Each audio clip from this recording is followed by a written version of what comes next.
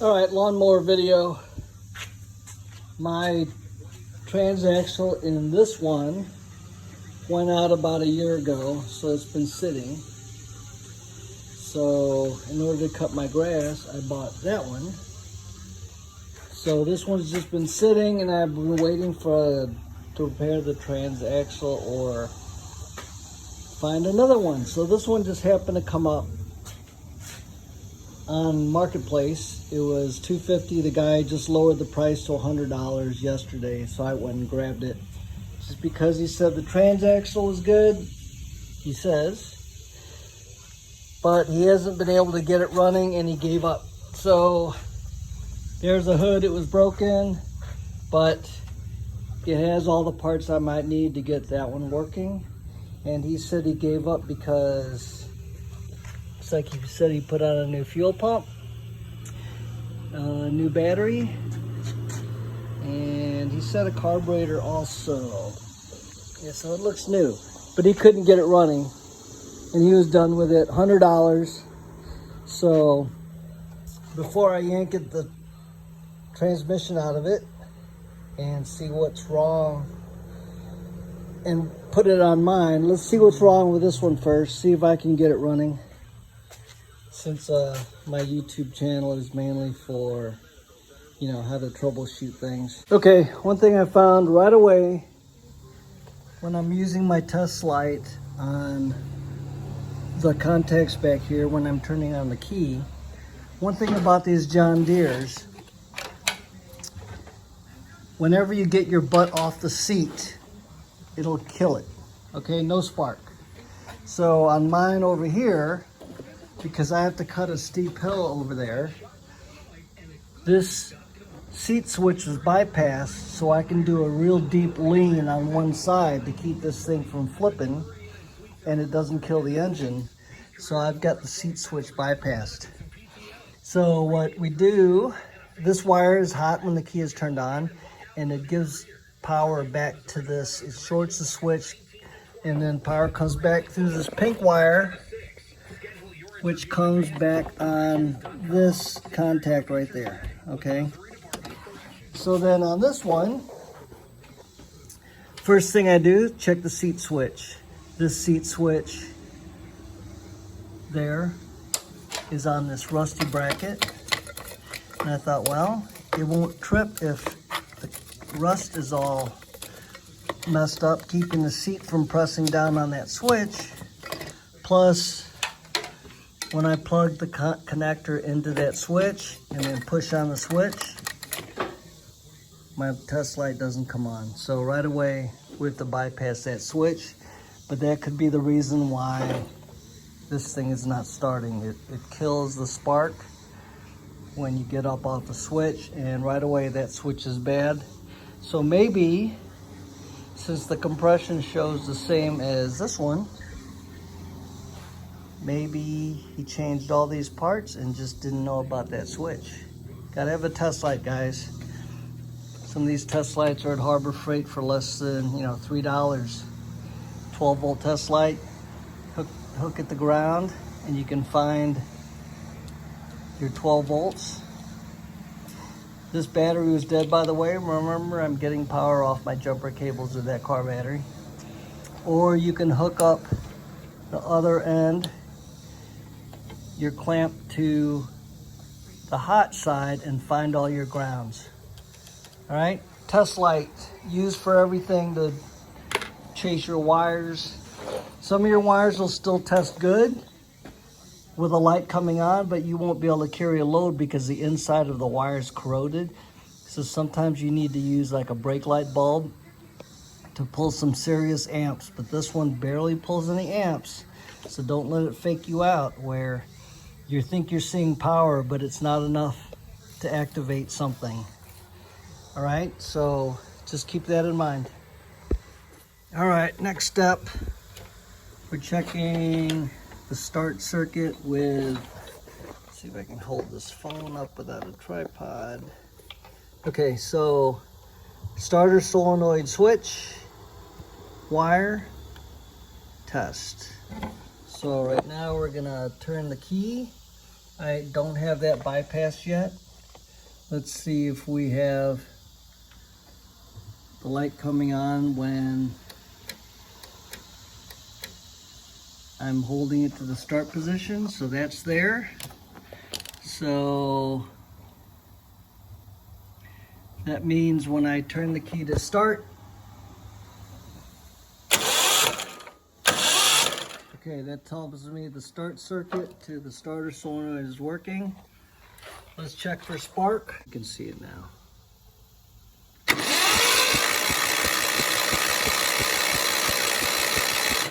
There we go. Got a good video of the spark that time. All right, I flipped this around to figure out what's going on with this fuel system in the shade. Okay, so this is what I see. This is a Kohler CV15S, all right? So I'm looking at the fuel line coming in from the gas tank behind, underneath the seat, and it's this one here. And then this one here goes to the filler tube of the dipstick. And then this is the supply line to the carburetor. So unless this is using vacuum, and then see there's this yellow wire here. I don't know what that goes to, but it's just hanging. Maybe that's my oil pressure sending light because the light doesn't come on. But I don't see how this is getting any vacuum when this is the supply line and this is the intake line. I think it's just not getting fuel. I'm gonna pull this hose, gravity feed some fuel into this bowl so I know it's full, and then start this guy up and see if it runs. All right, so tried to drain gas out of the fuel tank by siphoning it out, putting this lower than the fuel in there and blowing into the filler hole. I got about a little bit over a quarter of a gallon, and then it stopped coming out. And then I looked in the hole. There's still fuel in there. But look, there's a piece of line. So that's probably the pickup line. It's telling me the inlet to that fuel line is broken off or not underneath the bottom of the fuel. And there's no fuel filter on this line anywhere, which you always have to put on in case something gets into the carburetor or the fuel pump. So right now I've got the fuel line from the carburetor going into this little funnel. The funnel is full of gas. The battery is hooked up. I found this wire that's not hooked up going to the oil pressure light. So you can see that grounding. So I have to find the oil pressure switch, which that one has. Happens to be right there by the fuel filter, which goes to that same connector, but it's using a green wire. So even though this model still says it's the same model number, things are different because there's no oil pressure sending unit down at the bottom of the oil filter assembly. It's in here somewhere. Just have to find it. Okay, so let's try this. Since the fuel should be now filling up that bowl from my funnel, let's put a little shot of starting fluid into the air cleaner. And let's see what happens here. I'll hit the key.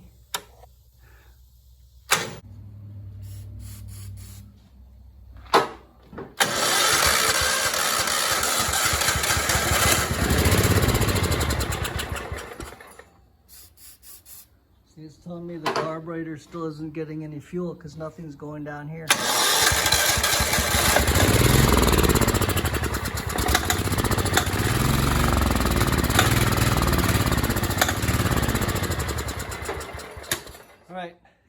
carburetor's not getting any fuel. Plus this isn't going down. So let's troubleshoot the carburetor now. Might be dirt in the jets because there's no fuel filter on here. All right, so we loosened the two nuts holding the air cleaner assembly on and the carburetor. Bolts were loose, the two nuts were loose. So I took off the bowl. Didn't have a little skinny wrench to get that bowl off because it's got this solenoid down here. So the solenoid looks like it controls the jet flow because it's up inside here, and I guess it's electronically controlled, maybe pulse width modulation to give it jet control by how far in and out this is. But taking off the bowl, look at that. It's all old gas, dry junk. Yeah, that will clog a carburetor. Plus it wasn't tight on the engine, on the cylinder. So I got some carburetor cleaner. But look at the skunk. Yeah, this has been sitting for a while. It looked like it was sitting outside from the looks of the seat being all cracked up. But yeah, let's clean out the jets, clean out this bowl, give it some fresh gas, and see if this thing runs. Oh, and I will put a fuel filter on any gas going into this bowl, because from the looks inside that gas tank, it is full of little pieces of stuff.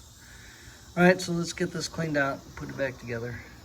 Oh, and like I showed in my other video for cleaning carburetors, I've got a tip drill for acetylene torch welding.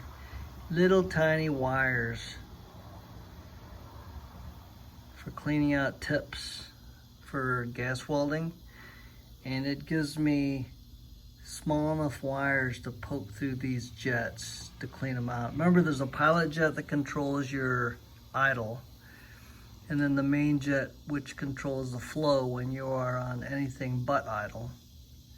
So you've got to clean out all the holes. Plus he told me this is a brand new carburetor, so I'm gonna take out that screw, see if that orifice is blocked. Because when you have old gas, luckily none of it's hard, it's all still gelled. But sometimes you get hard gas that hardened up like varnish did to the old carburetors, and they all have to be cleaned out. But Gum Out works very well to clean this stuff out, carburetor cleaner. So let me get this cleaned up and put back on and see what happens. All right, carburetor is all cleaned out with Gum Out, and I put a fuel filter on it, and then my little funnel's hooked back up so I can watch it. And battery charger's hooked up. Let's hit the key and see what happens.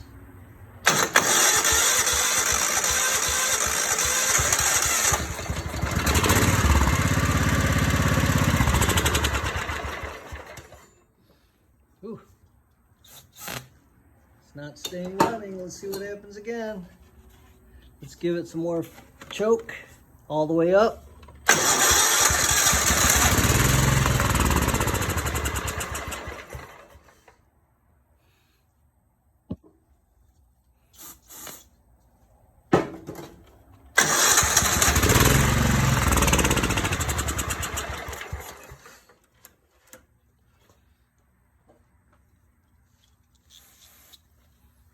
Let me work the throttle by hand, which is this down here. See if that's what it needs. Let's go.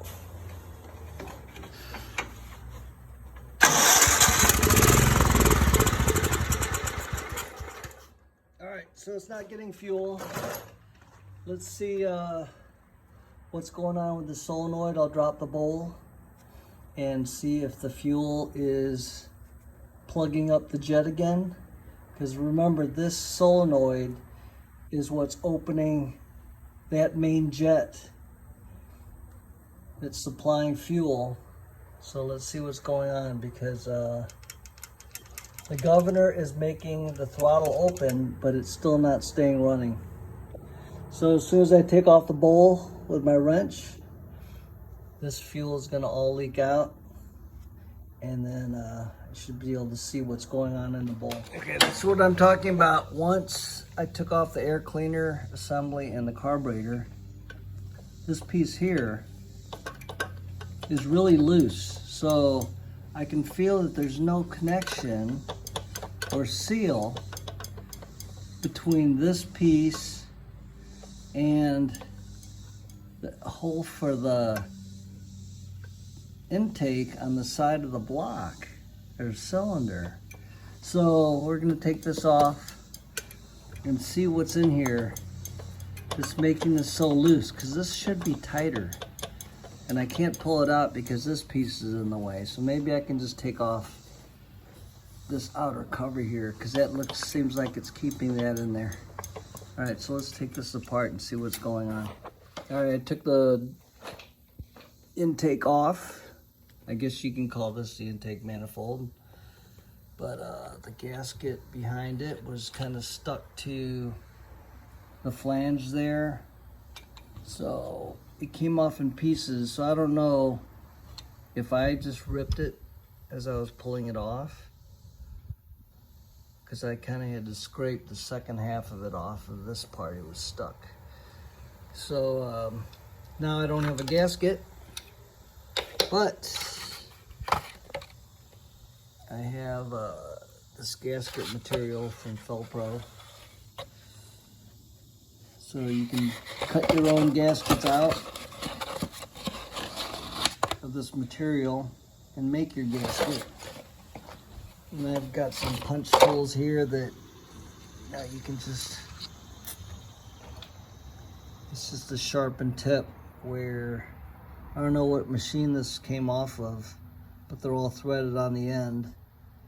So I'm just gonna use a piece of wood, trace that gasket out on top of this gasket material, and then use this to punch the holes that go around the studs. So that's what I'm doing now. I'm making gaskets for this piece right here to go in between this piece and that piece, because I have a good gasket between the carburetor and this manifold. So let's get to making this gasket out of this material. This is Felpro Caro Pack. So I got it from an auto parts store years ago. It's just a roll of gasket making material. Okay, made my gasket.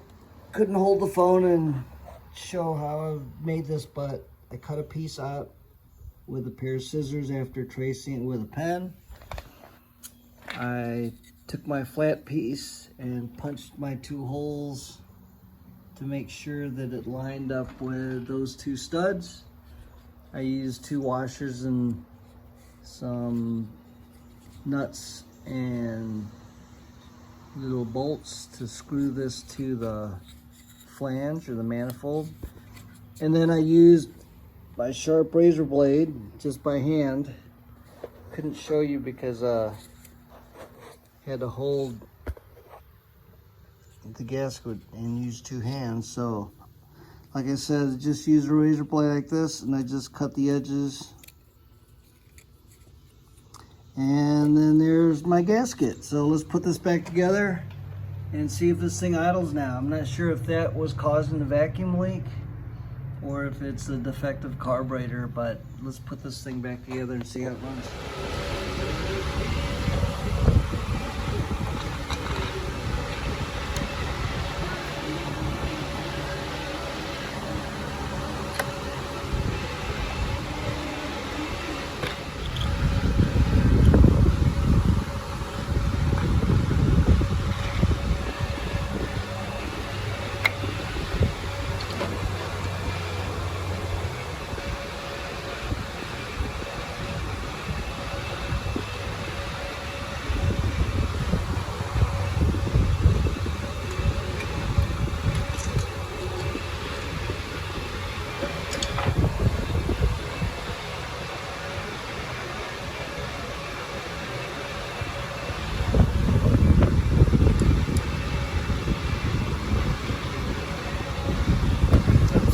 put the linkage rods on throttle control.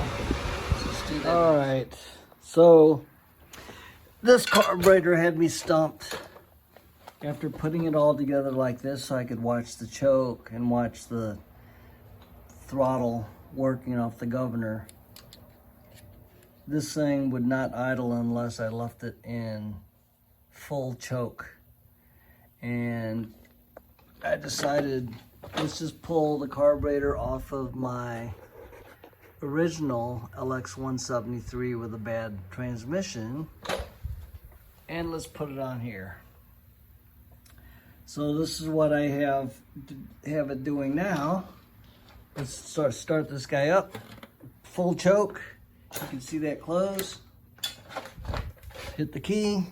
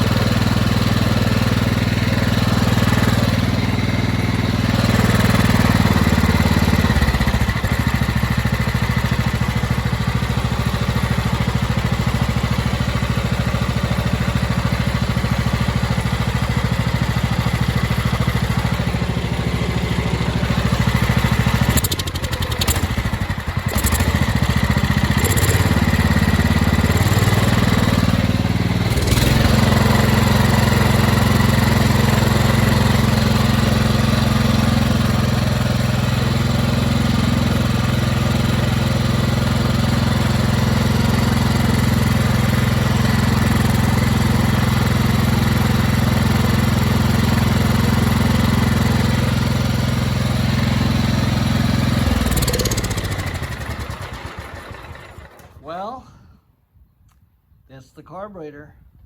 Right now I eliminated the fuel pump by using my gravity feed little funnel here, and I keep filling it up with my fuel bottle.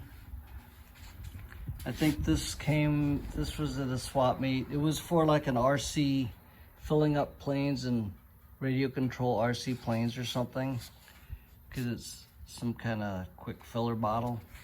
So as it's running, I just keep topping it off. That eliminated the fuel pump as being bad, but here's the fuel pump. The fuel comes in here. The way these fuel pumps work, okay? There's some arrows here, okay? So look, the fuel comes in here. There's an arrow pointing that way. This goes to the carburetor, and this gets pulses off of the crankcase pressure and vacuum. So as the engine's running, you're getting a little bit of vacuum and pressure going into here. So I hooked the fuel line up to here with my funnel and sucked and blew into this piece here with my mouth, and fuel was squirting out of here. So I know the diaphragm in this fuel pump is good. It was just kind of mounted like this to here, so I don't know what the original fuel pump was mounted to, because it looks like somebody put these screws in and damaged the label a little bit. But I know the fuel pump's good, and now the carburetor was bad. So you can go on eBay and look at these carburetors for this John Deere LX173 Kohler 15 horse. And they're anywhere from $12 to $20 something dollars. But obviously this one doesn't work, so I don't know if I'll buy another cheapo Chinese carburetor, when this factory one is a Walbro and it works fine. So now I'm gonna put the rest of this back together. There was no muffler shield on it like I have on mine, right there, muffler shield. But my engine was running fine, my transmission was just bad. So I need to figure out which one I'm gonna keep. I decide put it back together and see if the transaxle's good.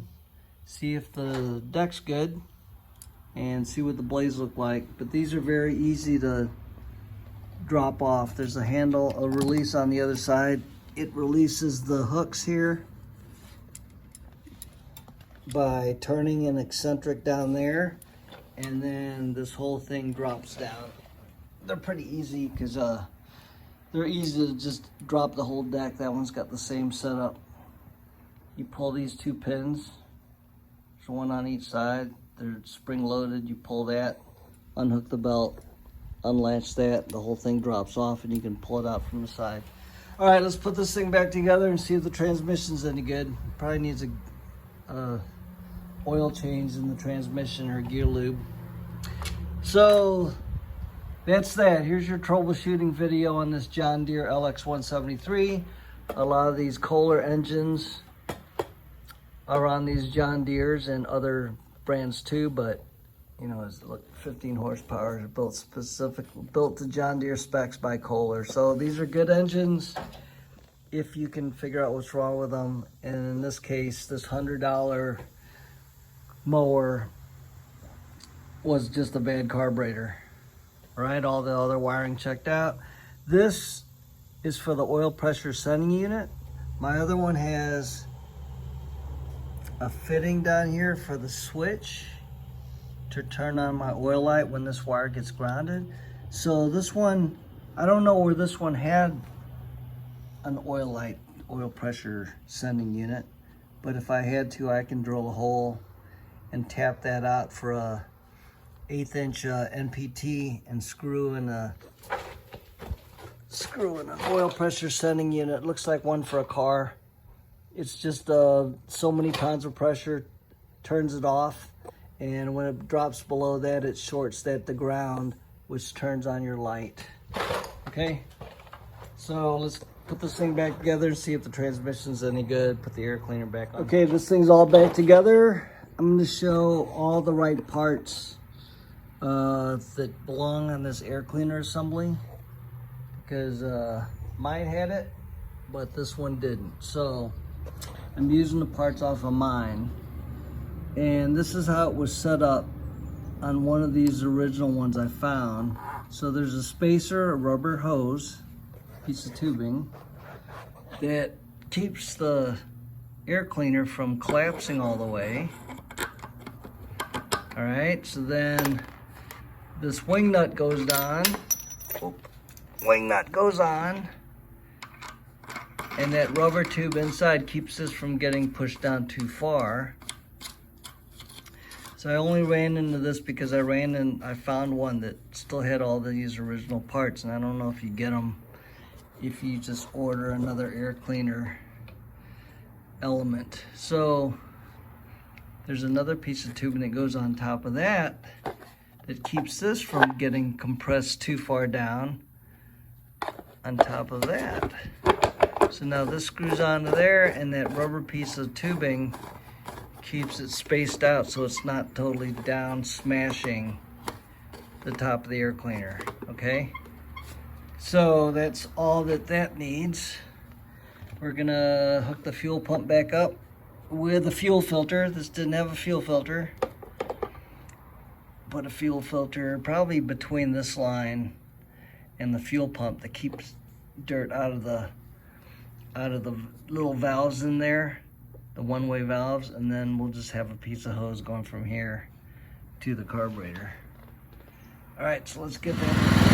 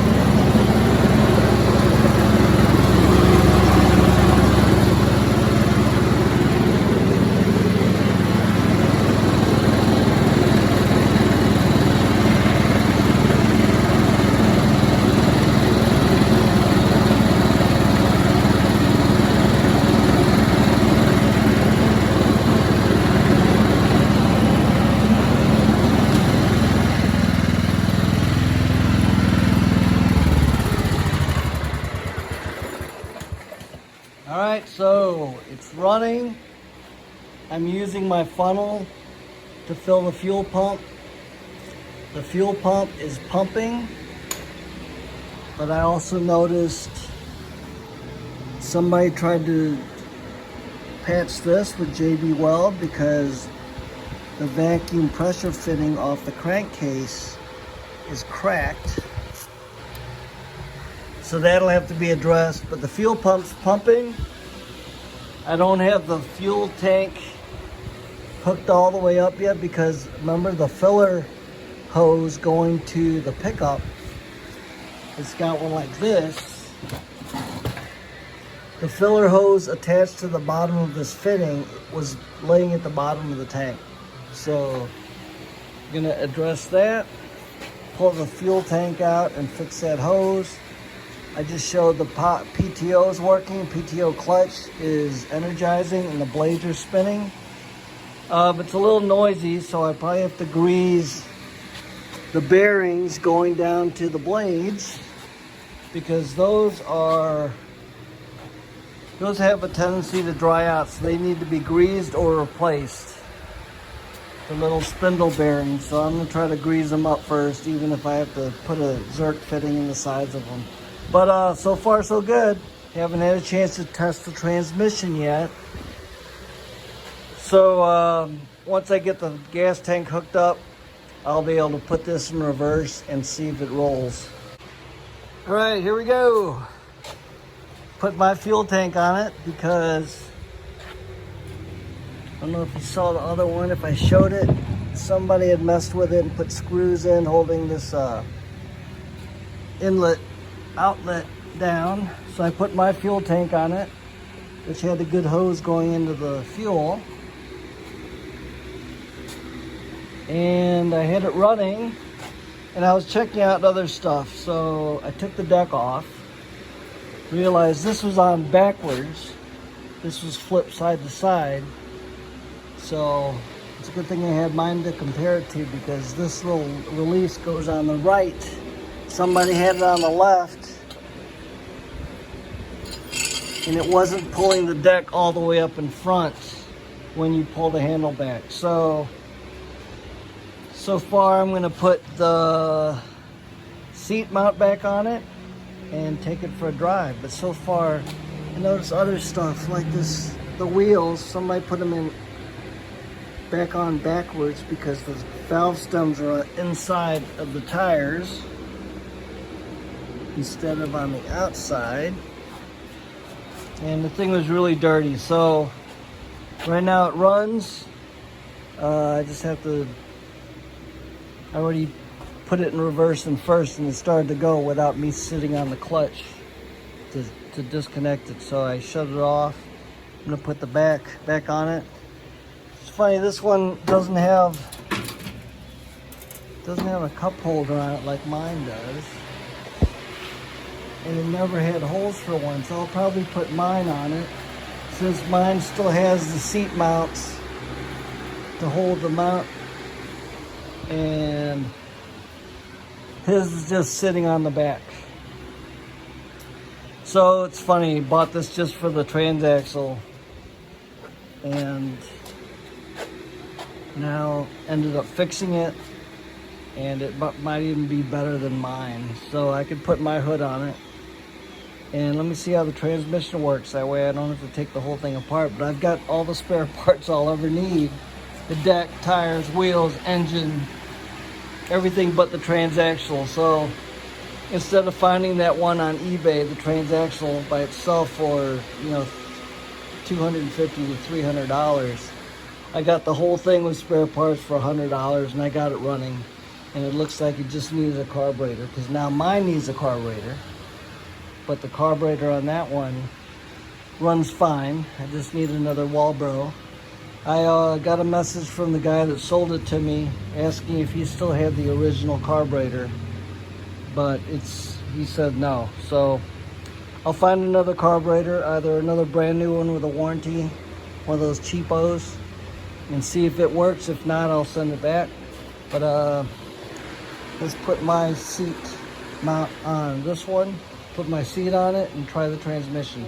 I just sharpened the blades on the deck, put it on, and I just cut my whole front yard with the mower the way this is. I put one of my dry cell batteries in there, or I think it's a gel cell.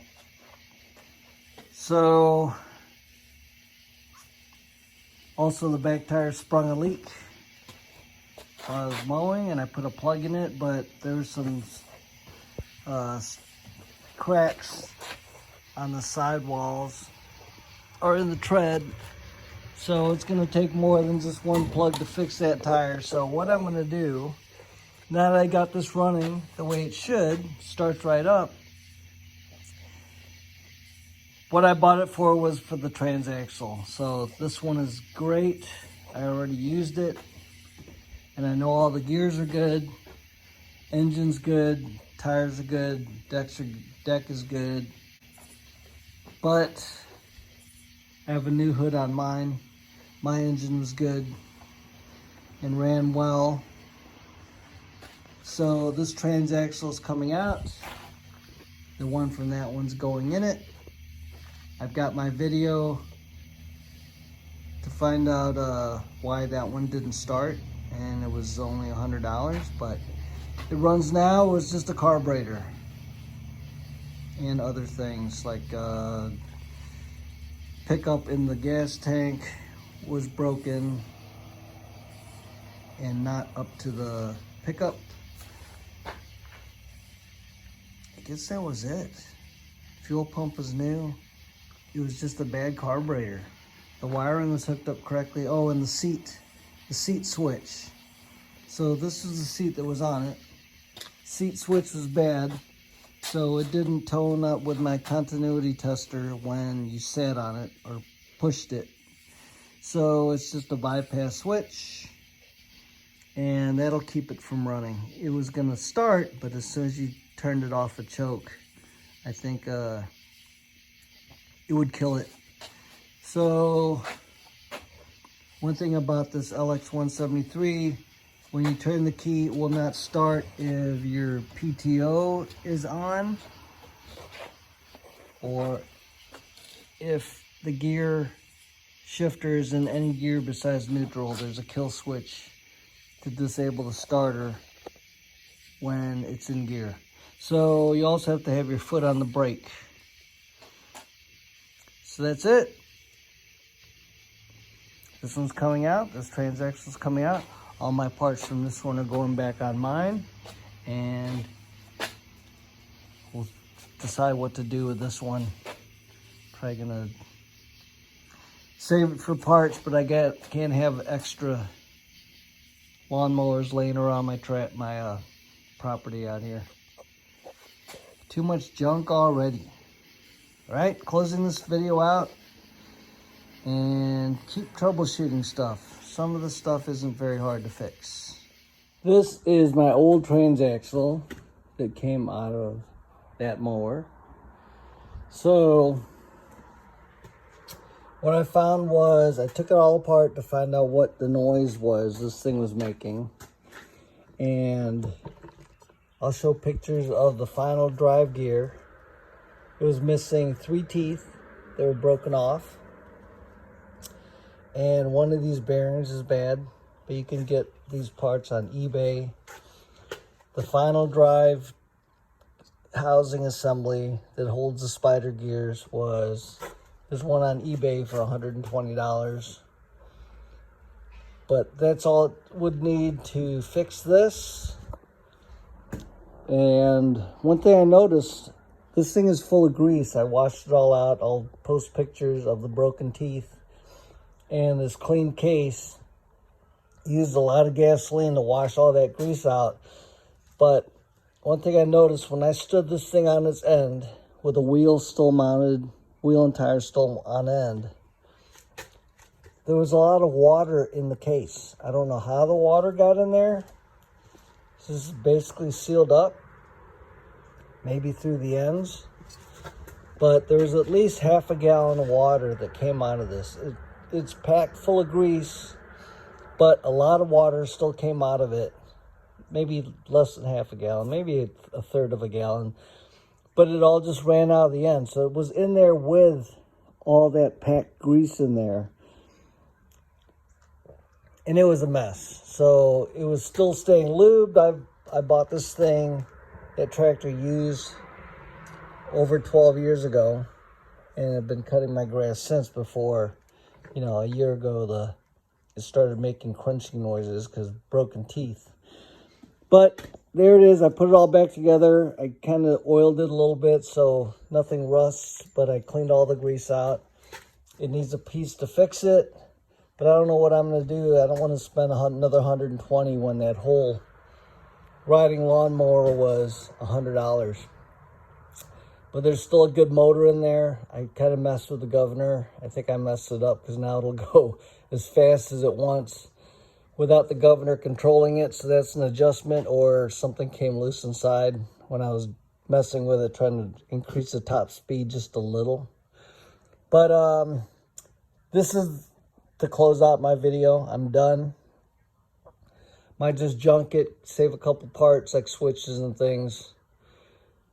But that is all the backup parts for that one, but I need to get rid of it just to make the space.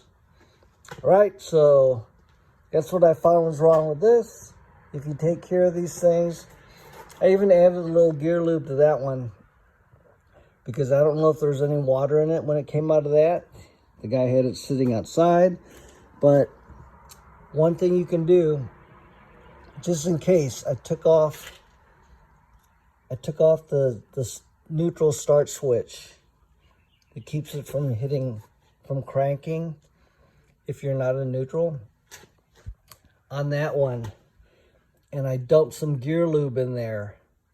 That way, because I already had it installed. And I don't know if there's any water in there, but I'm just hoping to make that thing live as long as I can. So I added gear lube. Probably about 15 ounces of gear lube through the hole on that one. So hopefully that one will live. And if there's any water in there, that gear lube will help lubricate all the gears and keep that one living for a while. All right, I'll post pictures of the broken teeth, the inside of that case. There's all kinds of videos online on how to fix these. It's a Peerless. What is it? I'll post a picture of the tag, and it's that. If I want to repair this, I could have a spare, but don't need any more parts hanging around the garage here.